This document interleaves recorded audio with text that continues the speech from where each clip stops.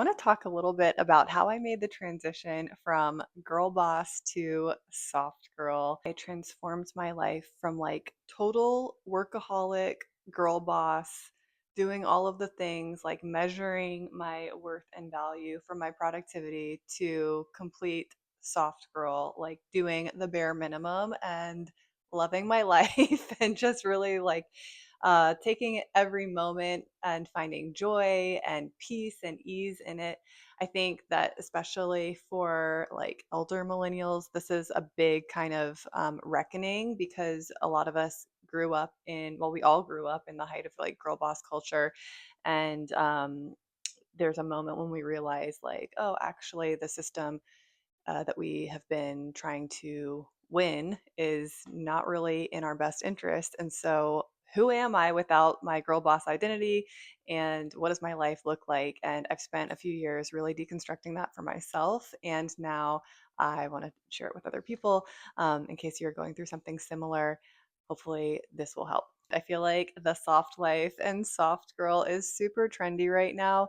But for me, what that really means is like living my life in full alignment where I'm not having to fight against anything. Everything just feels at ease, at peace. And I'm really prioritizing the things that make me happy and the things that I'm passionate about, and really feeling like I'm able to make an impact while also honoring all of my own needs and not really like fighting against anything in my life. And so that's kind of how I define soft life, but it's a trendy term. But I'm an elder millennial, so that means that I grew up in the height of the girl boss culture. And I feel like so much of what my entire life was about, from being a child up until adulthood, was really about achieving and success. And I feel like all of that is really valuable, especially in a society that historically has had inequalities for women versus men and opportunities and access. And I feel really passionately about that. None of this is to be like trad wavy or to say like women should be softer. It's just for me, I got to a point in my life where the girl boss grind and working all the time and productivity was not the solution. And honestly, I don't think it's really a viable solution for humanity. I don't think it's a viable solution for planet Earth. I think we're seeing a lot of consequences of it. And it really does start with these small mindset shifts that individuals make, choosing into a belief system about what they value and what they think is important. And I think for me, the biggest thing in making this transformation from like girl boss to a softer life has really been about me connecting with my heart and what my heart actually desires and values, full stop, and then like not making any compromises around that. And I found that when I lean into things that serve my heart, that are coming from love, I'm always leaning towards things that are not necessarily, or not always, but like oftentimes I'm leaning towards things that are not really aligned with what we have been conditioned to think are like the metrics of success or the things that we think we should want. It's actually a lot more basic than that. So let me tell you a little bit about my journey from girl boss to soft girl as an elder millennial. I feel like it's something that a lot of us can relate to in this climate, and we're really trying to figure out who we are on the other side, and actually is a soft life possible? And so I want to tell you a little bit about what that looked like for me and how I did it myself, and then maybe you can do it too. So growing up, I was always like high achiever, like I was always getting good grades in school. And I think that I was always following the rules. And I'm the oldest in my family. So I have like the elder sister thing going on. And I think that over time, I listened to these voices that were very formative in my childhood and in my youth. And they kind of like seeped in and became my identity. And my identity was like, I was a hard worker, I was productive, I was the kind of person that you could just give the pile of work to, and I would, plow through it, get it handled. Meanwhile, on the inside, what actually was happening was I was collapsing. I was basically dying because what I'm just described with work, it wasn't just happening within my work. I feel like that's the first place that I was able to really identify it, because it became such a visceral thing where it was so in the way of me getting enough sleep, getting enough exercise, having a social life, So it's like kind of for me the first thing that I started to look at. But I also realized I was doing this in every area of my life, like taking on anything that people laid on me and just kind of like holding it and handling it, plowing right through it and getting it done. So what I mean by that is like in relationships, I was like taking a lot and I wasn't really creating any kind of like boundary or system to be able to also receive and get my needs met. And to be honest, it's something I still have not mastered today. So I'm definitely not speaking as like a guru of anything. Um, but it's just interesting to see how one pattern you'll think like the problem is like, oh, it's just work, it's just my job. And it's really something that's so much deeper inside of you, of how you are viewing the world. It's like your internal operating system. And it really does kind of pervade into lots of other parts of your life that you may not even be aware of until you start really looking. And that's like hard. In high school, I wasn't really sure what I wanted to do because I was like that well-rounded kid that like was good at everything because I kind of had just internalized that there wasn't really another option and I just made myself be good at everything. Like calculus, like I hated calculus, but I was like determined to be good at it. So I would go to school at 6 a.m. for extra tutoring from my math teacher so that I could get an A in this class. And so I ended up being one of the top calculus students, but like I wasn't that good at calculus. I was just working like 10 times harder than anybody else on this. So in this way, I kind of learned that this is how to create success. Just work really hard and you'll be successful. Anyway, so I ended up being really good at pretty much anything that I did because I would just like work harder than anyone else. And I took this into adulthood. I started my career actually in filmmaking, and which is hilarious because I'm filming this like on an iPhone, which former version of myself would be cringing so freaking hard. And also, this is transformation, you guys. This is real transformation because I'm not a perfectionist anymore at all. Anyway, so I started my career in film. I was working in New York. I was working for a company that I like totally manifested this company in so many ways. In my mind, they were like the epitome of who I wanted to be when I grew up. They were total girl bosses. It was a female owned film company, female directors. And honestly, they were workaholics. And like, I look at the lives they were living now and I'm like, I don't want that life. But at the time, I thought that was like the thing. They lived in New York, they had these cool jobs. Um, for documentary, they made a lot of money, but I wasn't making a lot of money. So eventually I was like, I can't continue to live off these wages. And so I went to business school and, conquered another mountain because I was like, I got to figure out money. So I learned all that in business school, graduated at the top of my class again. And then I also started a company after that. And it was a video production company. And I did fairly well with that. And during this time, I was also in a relationship with somebody who is like very important to me. They passed away in 2019, and he was an addict. And this is just an example of kind of like what my mindset was at this time, where I was just like, give it to me, I'll handle it. And so, like, there was a lot of stuff going on in that relationship.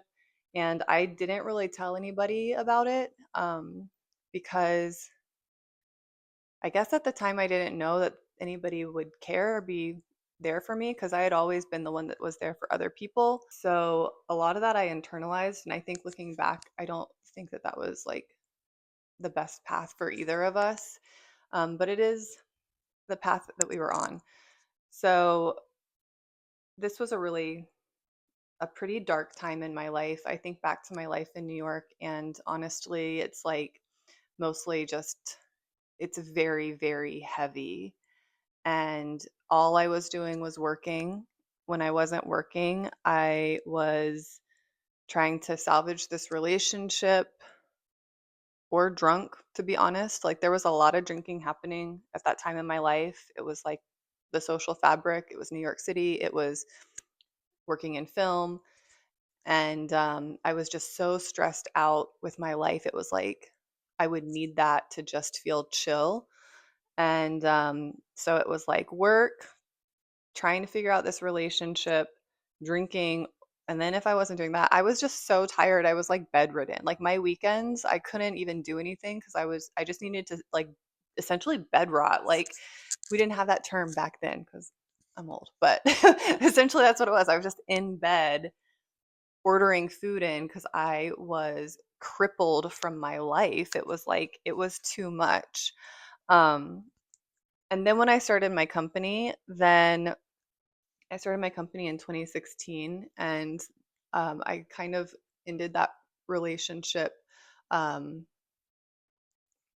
though we remained very close his whole life, but um, it wasn't a day to day type of relationship anymore, and it freed me up to build this company. And over the course of like 4 or 5 years, I built it up to this accomplishment that was I finally bought like my dream home. And it was this like awesome condo downtown. It had its own private roof deck. It was like the penthouse in this building. There was no other property in town like it. And it was like, to me, it was like the pinnacle of success. It was the thing when I was living in North Carolina or in New York. This company I started in North Carolina.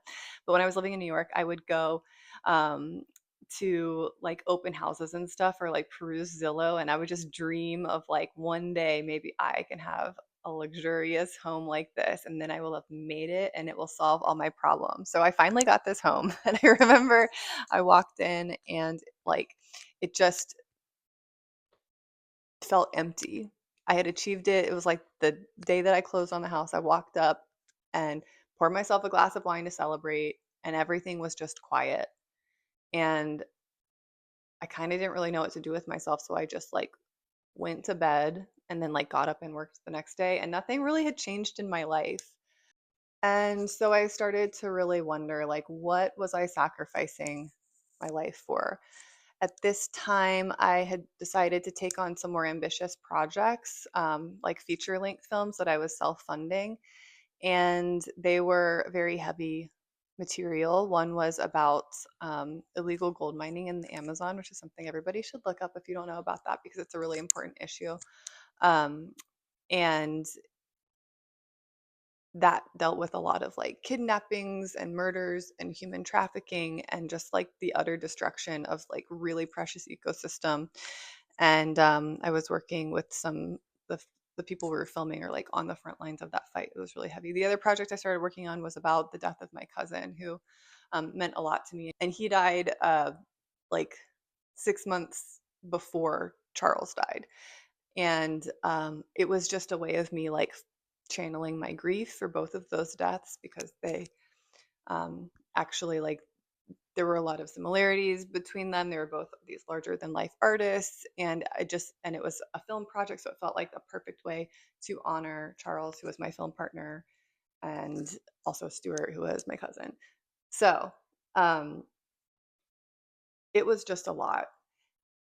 Simultaneously, things in my company started catching up with me. Like I had been on grind mode, in the workaholic mode, and I was not being the best leader or manager for my people. I think I was hiring a lot of people that came from a more traditional background, like they were working for a larger company that had, departments like HR and stuff like that. And I came up like totally rock and roll, like independent. The company that I worked with those female filmmakers, brilliant filmmakers, terrible managers. And uh, I didn't learn good habits, and I didn't know any different. I also had grown up watching like Kel on Earth and Rachel Zoe Project. And I don't know if these women are necessarily like people to look up to for management, at least not how they were doing it back then, in the height of like unpaid internships, all that kind of stuff. So, yeah, that stuff was starting to catch up with me. And I honestly didn't really understand it, because my mentality was just like, it's a job, do the work, you know?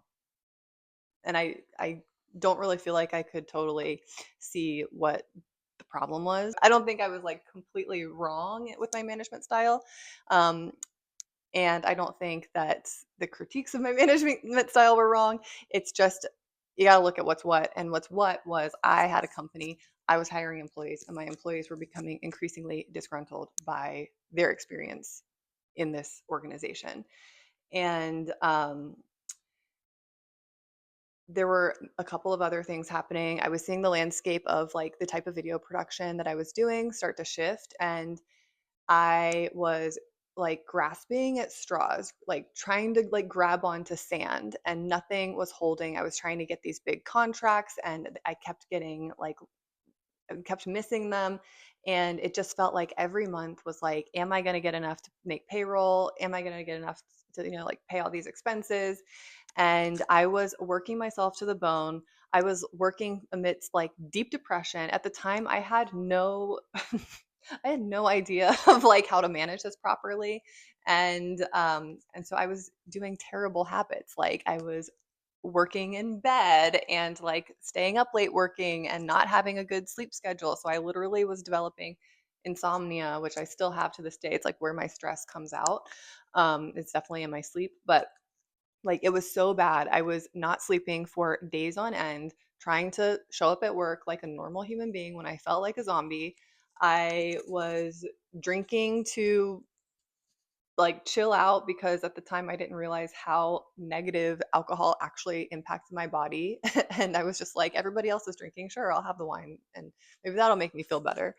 I like really was just this time in my life dealing with the grief of losing two people who meant a lot to me. And then in this like workaholic tornado of work, no sleep, alcohol, no exercise, no social life, no community around me.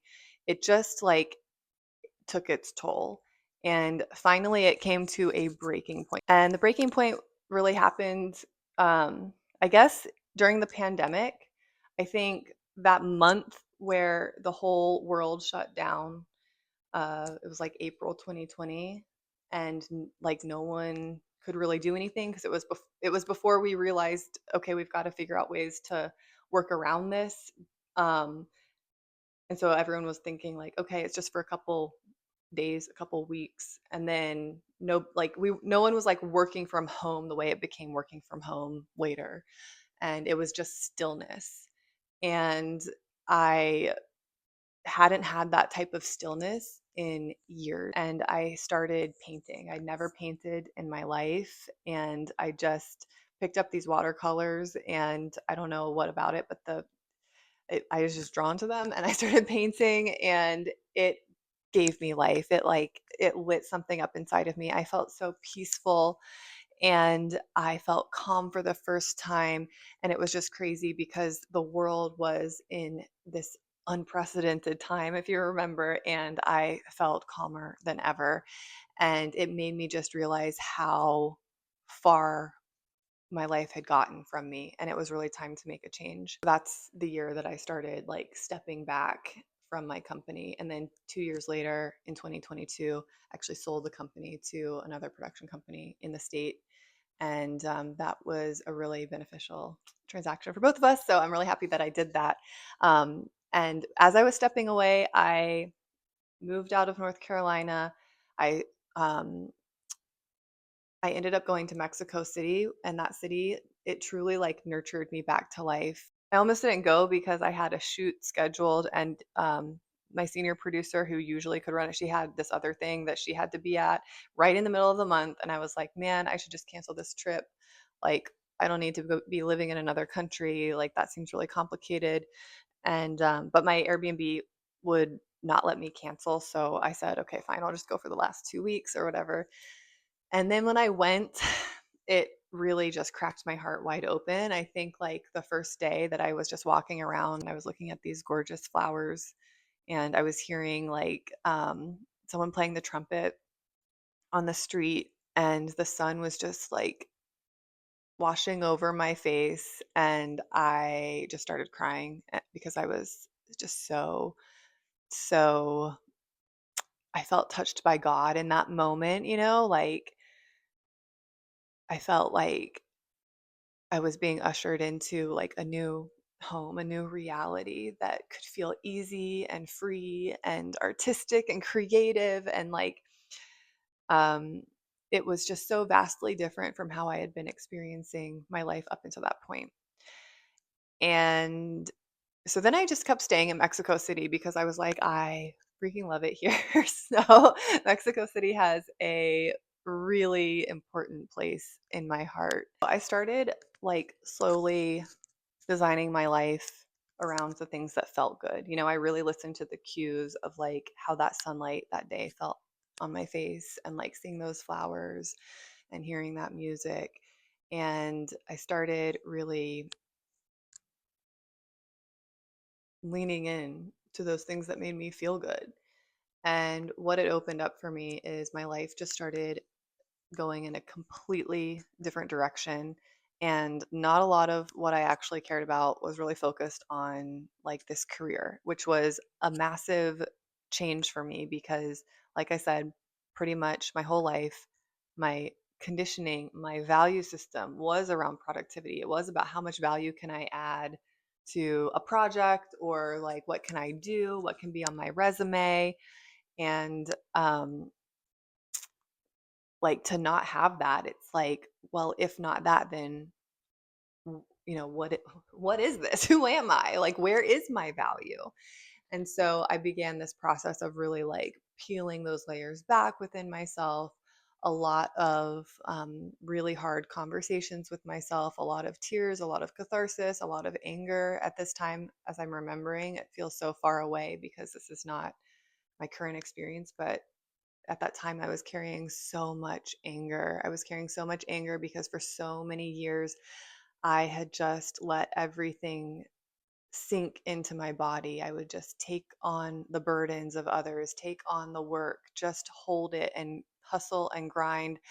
And when I started to look at, those choices that I had been making consistently and what it had created in my life, I was like, I was angry. I had some realizations about different relationships in my life that brought up anger, like why did you treat me like that, those kinds of questions. And so all of this was really coming up at that time. And then um, I was able to peel all of that back, and underneath that it was like there was an immense amount of grieving the little girl who wasn't able to stand up for herself, grieving the loss of people that I deeply cared about, grieving the fact that I didn't do everything I could have for the people that worked for me, grieving that my identity wasn't the person that I thought I was. And just so much grief was coming up during this time. And it's again peeling back the layers and peeling back the layers, and underneath, just really getting to this very tender place inside of me that feels like the most authentic version of me, the version where there's no mask, there's no putting on airs, and it's just tender and authentic and so loving. And it's like, you found it inside of you, and like there's no mistaking it. And I just had lost my connection to that piece of myself, that real authentic piece of myself. My ego, my productivity, my conditioning was like running rampant over here. And it cost me the ability to really connect in with my body and with my heart and be able to move from that space. And so once I was able to connect into my heart, then really interesting things started happening, because then I was able to start creating not from fear, but create from love, and design my life not from fear and the things that I didn't want, but really be like what do I actually want? The thing that is unreasonable, the thing that is scary, the thing that is like it doesn't make any sense. Any logical person would warn you against it, but it's something deep in your heart, and it's coming from love and from an authentic place, and it's just like, wow, there's no denying it. And so I started to slowly build, and I call it like blooming towards the sun, kind of like that afternoon in Mexico City when I was looking at those flowers and I felt the sunlight on my face. Like we were blooming towards the sun in that moment. And that's what I have been doing in my life. And that is how I made this transition from girl boss to soft girl. And I think what I want other people to know, if you are also feeling burnt out, if you are also feeling angry, if you are also feeling grief, if you are also feeling anything that's not like you are living in your full love being. Like, if you're not living as the most pure, intentional, loving force that you can, this is not a personal failure whatsoever. It's just something that happens with conditioning, and it's the nature of the human ego, and it's adaptive in circumstances that are not ideal because it's a way that you can like find comfort in circumstances that you don't actually want to be in, but you find yourself in. The thing is, when we choose into like those coping mechanisms over and over, and those adaptive mechanisms that aren't really aligned with the pureness of your heart, then we start building a life that's actually not aligned to what our heart really wants.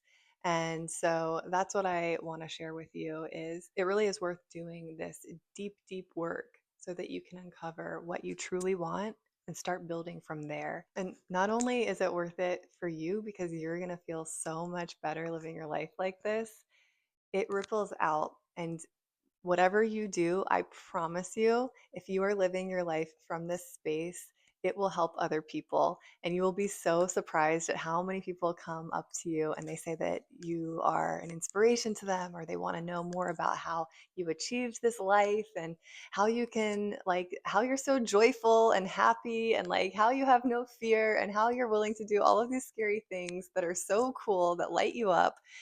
And that's what I want for all of you, all of humanity. That's really what I want for all of humanity. And I think one of the biggest challenges, realistically, for living like that is so much of our fear, at least mine, came from fear of financial instability. I feel like in our culture today, money has become a proxy for safety, for power, for community, for even like intelligence, high quality goods and ideas and like all that kind of stuff.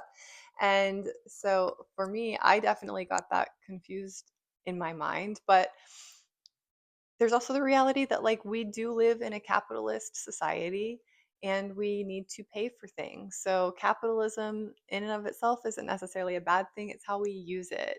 And so that's why what I do now, what feels like so in alignment for me, is I take everything that I learned building my company with my MBA, and then this whole journey that I went on, like unraveling all of these layers. And I teach other women how to do the same so they can create a life that's also really aligned, but they're not necessarily having to compromise, obviously, paying their bills. That's a real, like, if you're going to live a soft life, you are still going to be in the real world and you still have bills to pay. And so you're going to need a solution. And so that's the kind of stuff that I help women with now. And it's so fun. It lights my soul up.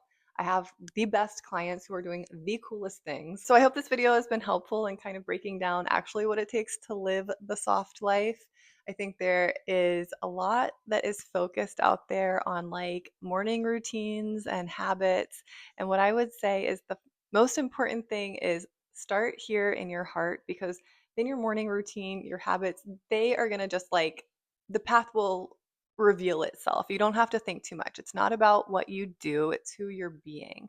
And if you're being the softest version of yourself because you have done the hard work of delayering the armor and the hardness and the fear and the scarcity, if you've done that work and you are moving through life with an open, vulnerable, soft heart, then you don't really need to think about the things that you're doing because it just becomes obvious. It's like it'll be so intuitive, it'll be second nature to you. So if you made it here, thank you so much for watching my journey. I would be interested to hear if other people are on this kind of journey, and if so, like what is going on for you. If there's anything with these videos that you want me to talk about, I am going to be doing more videos like this, sharing my story, because I feel like it's really important for people to see, that there's another possibility, especially if you're in the middle of it. I know for me, watching content creators like live different versions of life from me, but it just opens my mind to what's possible. And so I wanted to share a little bit about my journey with that. Everything in my life is just working really easily, and I wish that for you as well. And so I'm going to be talking more about this kind of lifestyle and this mindset. It's not really a mindset, it's like a full being, it's an embodied shift. And I'm going to be talking about that a lot more on this channel. And so if you're interested in that, definitely subscribe so you can see more of these videos. And if you have anything in particular that you want to know about me or my journey, please ask in the comments, and I'll see you in the next one.